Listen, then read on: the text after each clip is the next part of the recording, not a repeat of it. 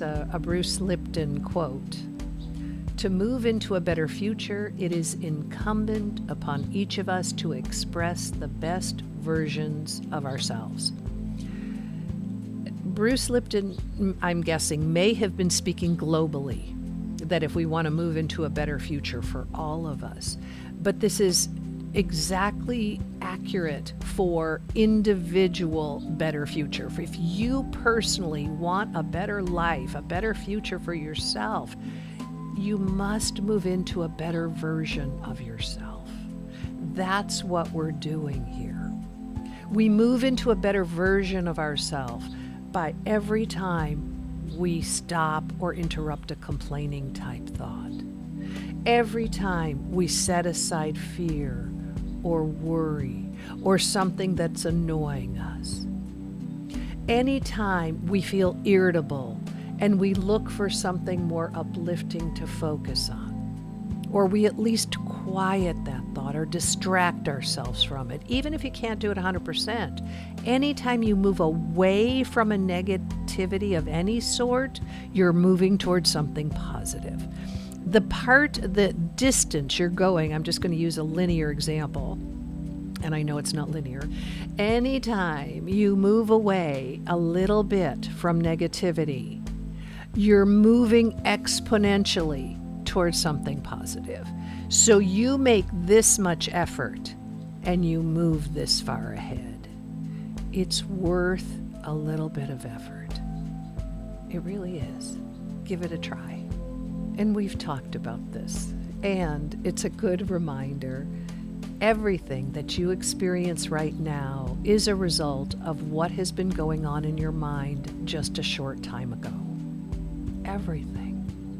What you're experiencing right now is a culmination of your thoughts, feelings, all of that. Only a small change in thinking is needed to bring about a significant change in what you experience next. Just like the example I showed you with the shim. The harder you try to manifest, if you're working hard at this, the more you end up with what you don't want. Whatever choices you make, whenever possible, whenever it comes to any subject at all, try to not make it hard, okay? So if it's super hard, I mean, it's fine, put in a little effort to move yourself forward. But when it feels like I really don't want to be doing this, try to do something else, or try to avoid those times where it feels really hard, because otherwise you're working against what you want.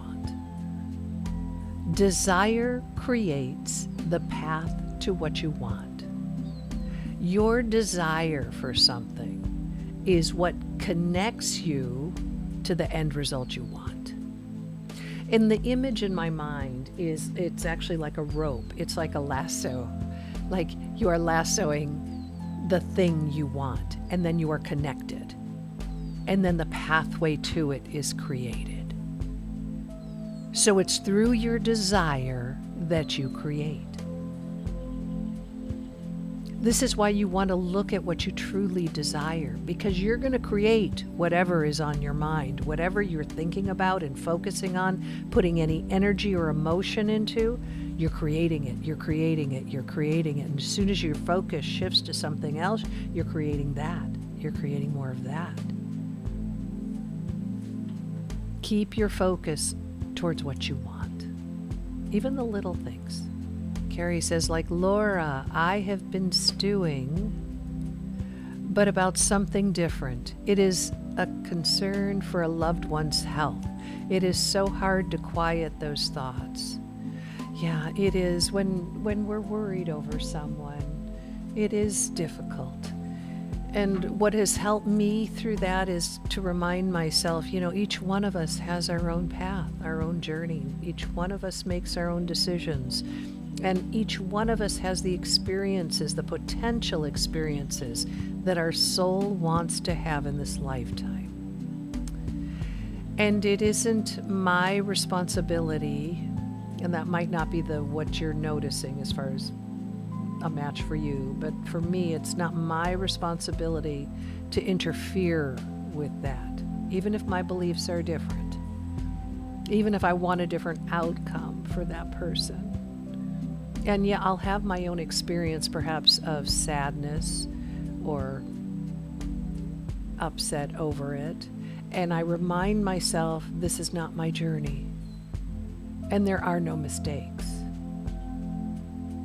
For me, that helps. If you find something else that's helpful for you, I'd love to hear it. Yeah. I also have the knowing that anything can change in a moment, depending on a person's belief. And so I'll leave that there. Wanda said, a neighbor asked me to drive her car about 150 miles away so she could deliver a vehicle to her brother, and then we drove back together. It felt so wonderful helping her, and I got a road trip. I spent the time in feeling gratitude. It helped me to know I need to travel more again. Yeah, and Wanda, you've been talking about travel for a while. It's already starting. I love it. Good work. Let's see, Patricia. You mentioned that there was another time when you were living in a higher vibration. What is the reason for now living at a lower vibration? Would you like to return to that high vibration, or do you prefer to be here at the lower vibration? I'm not really clear on this. Yeah, it doesn't make a lot of sense, does it? Part of what happens when you reach any kind of new insight vibration is you start to integrate that, and then it starts to normalize.